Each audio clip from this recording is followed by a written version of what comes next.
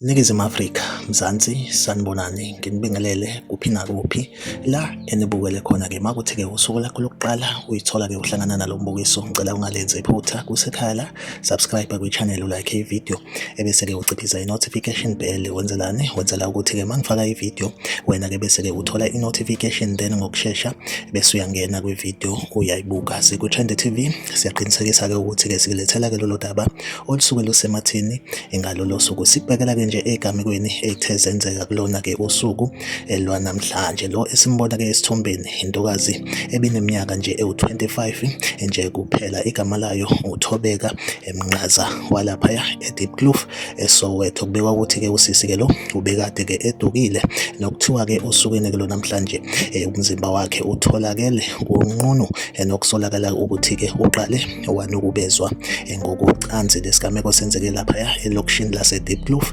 eSoweto. Like ividiyo, usubscribe kwi-channel, uphinde ucommente kwi-comment section ungitshela ukuthi kuthini ukuphawula kwakho ngalolu daba. Siku-Trend TV ngizohlezi ngikhona ngulethela-ke esemathini usuku nosuku, ahlangabezane kwi-comment section nakwividiyo elandelayo.